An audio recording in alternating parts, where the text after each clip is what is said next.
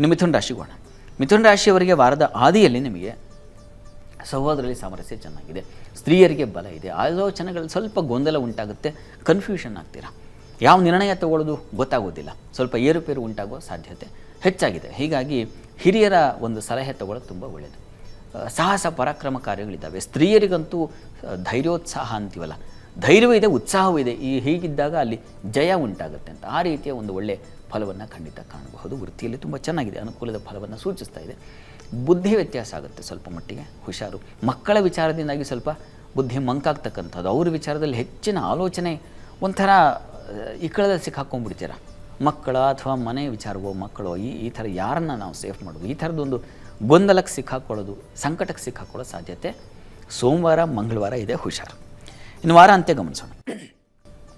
ವಾರಾಂತ್ಯದಲ್ಲಿ ತುಂಬ ಚೆನ್ನಾಗಿದೆ. ಆಹಾರ ಹಣಕಾಸಿನ ವ್ಯತ್ಯಾಸ ಬಿಟ್ಟರೆ ಉಳಿದ ಹಾಗೆ ಪಂಚಮ ಸ್ಥಾನದಲ್ಲಿ ಚಂದ್ರ ಸಂಚರಿಸುವಾಗ ಬುದ್ಧಿ ಚುರುಕಾಗಿರ್ತದೆ. ಹೀಗಾಗಿ ಆಲೋಚನಾ ಶಕ್ತಿಯಿಂದ ಸಂದರ್ಭಗಳನ್ನು ದಾಟೋ ಶಕ್ತಿ ಖಂಡಿತ ಇದೆ.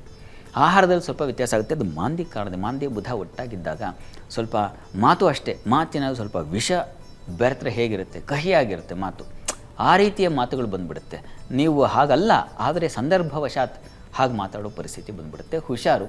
ಆಹಾರ ವಿಚಾರದಲ್ಲೂ ಅಷ್ಟೇ ಸ್ವಲ್ಪ ಹುಷಾರಾಗಿರಿ. ಶಿಕ್ಷಣ ಕ್ಷೇತ್ರದಲ್ಲಿರ್ತಕ್ಕಂಥವ್ರು ಸ್ವಲ್ಪ ಹುಷಾರಾಗಿರಿ. ಯಾವುದೋ ಸೈನ್ ಹಾಕಬೇಕು, ಮತ್ತೊಂದು ಶ್ಯೂರಿಟಿ ಇತ್ಯಾದಿ ವಿಚಾರಗಳಲ್ಲಿ ಹುಷಾರಾಗಿರಿ. ಆದರೆ ಹೈಯರ್ ಸ್ಟಡೀಸ್ ಮಾಡೋರಿಗೆ ತುಂಬ ಚೆನ್ನಾಗಿದೆ. ಚಂದ್ರ ಪಂಚಮದಲ್ಲಿ ಸಂಚರಿಸುವಾಗ ಶುಕ್ರವಾರ ಮತ್ತು ಶನಿವಾರವಂತೂ ತುಂಬ ಚೆನ್ನಾಗಿದೆ. ನಿಮ್ಮ ಆಲೋಚನೆಯೇ ನಿಮಗೆ ಬಲ.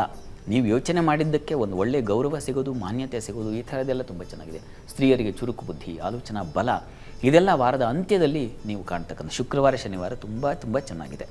ಹೀಗಾಗಿ ಮಿಥುನ ರಾಶಿಯವರು ಯಾವಾಗಪ್ಪ ಈ ವಾರದಲ್ಲಿ ಒಳ್ಳೆಯ ದಿನ ಅಂತಂದರೆ ಶುಕ್ರವಾರ ಶನಿವಾರ ಸುಖಮಯವಾದ ದಿವಸವಾಗಿರುತ್ತೆ.